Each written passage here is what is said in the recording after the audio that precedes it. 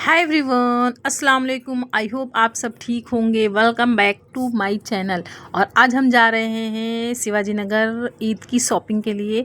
तो फाइनली जो है हम शिवाजी नगर की मार्केट पहुंच गए हैं, लेकिन वहां पर पहुंचकर पता चला है कि आज आना बेकार हो गया। और हम कुछ कपड़े पसंद ही कर रहे थे कि अचानक से पता चला कि बीएमसी की गाड़ी आ गई है। तो बीएमसी की जब गाड़ी आती है तो सारे लोग अपना अपना सामान लेकर भागते हैं, क्योंकि वो लोग रोड पर लगाते हैं और रोड पर परमिशन नहीं है।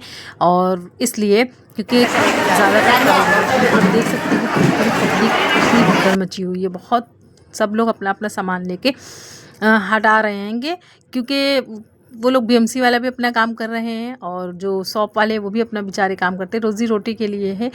और अभी आप देख सकते हैं कि किसी का हम लोगों ने सामान एक का उठा लिया है और बहुत ज़्यादा पब्लिक थी, सब शॉपिंग करने आई थी क्योंकि ईद का टाइम था इसलिए। और पुलिस की 2 गाड़ियाँ भी थी और कुछ सामान जिसका मिल रहा था उन्होंने रख लिया था। वैसे ज़्यादातर लोग अपना सामान फटाक से हटा देते हैं। फिर वापसी रिटर्न में मैंने अपने लिए कुछ सूट पसंद किया, हमने कहा आए हैं तो लेकर ही जाएंगे, क्योंकि हमारे पास टाइम नहीं रहता। हम भी जॉब करते हैं, शाम का टाइम मुझे टाइम मिलता है।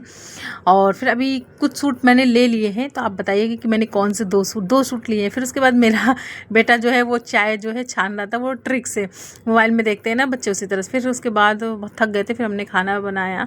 तो खड़े मूंग की जो दाल है, मेरे हस्बैंड गांव से लेके आए थे, तो हमने कहा आज वही बनाते हैं। बहुत अच्छी बनती है और गांव की तो बहुत ही अच्छी रहती है।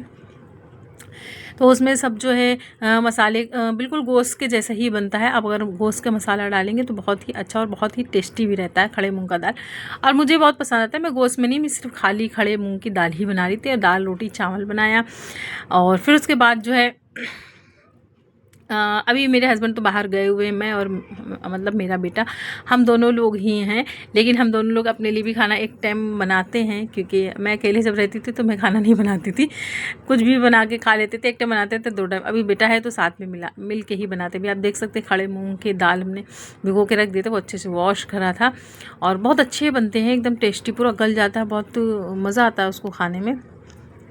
और मैं ज़्यादातर खड़े मसाले का ही बनाती हूँ, पिसा मसाला उसमें मैं बहुत कम डालती हूँ और हरी मिर्ची ही मैं ज़्यादातर यूज़ करती हूँ।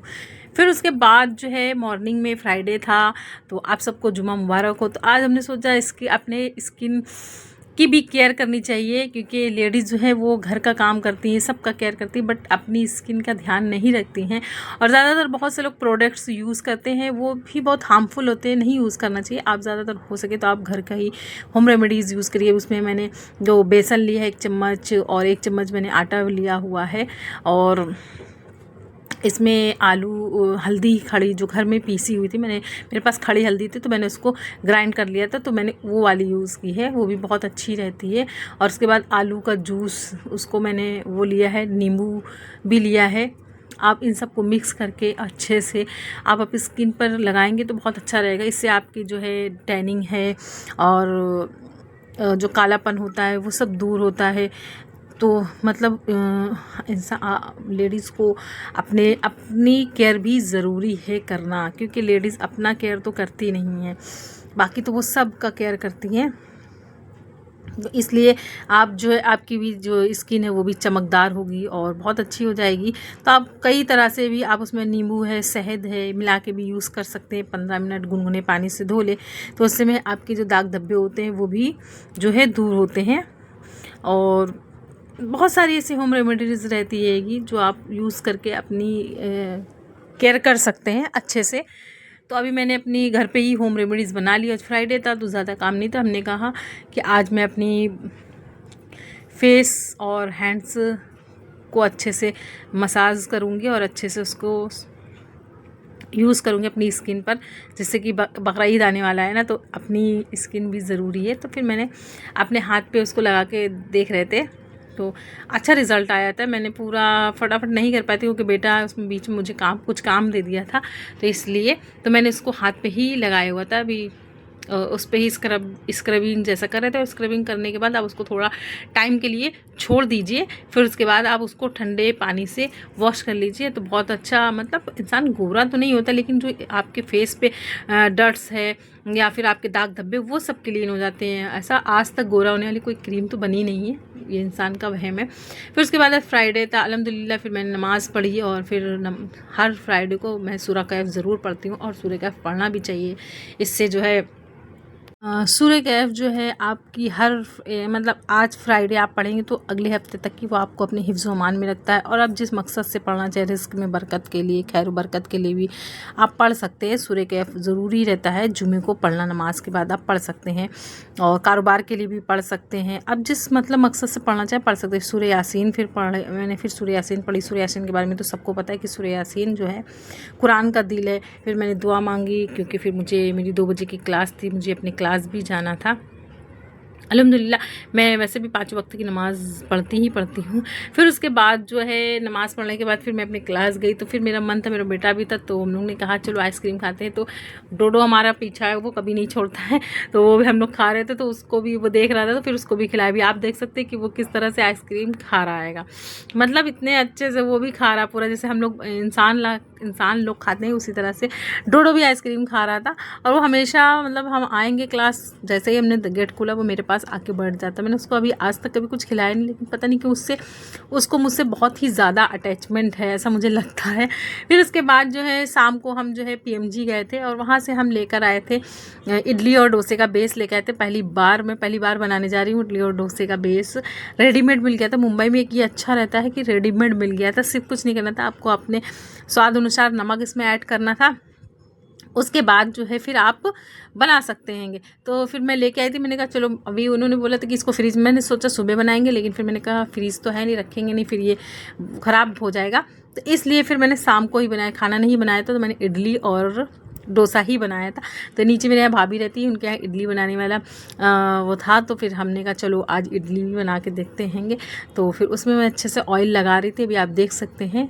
और स्टीम करने वाला है, इडली स्टीम करने वाला है। अच्छा है ये, क्योंकि यहाँ पे मुंबई में ज़्यादातर इडली और बड़ा समोसा, बड़ा डोसा, ये सब ज़्यादातर बनता है, तो लोग बनाते हैं और अच्छा भी लगता है। तो मैंने कहा चलो आज मैं भी ट्राई करती हूँ, ख़राब बनेगा या अच्छा बनेगा। तो पहले तो सब मैंने ऑयल लगा के रख लिया था।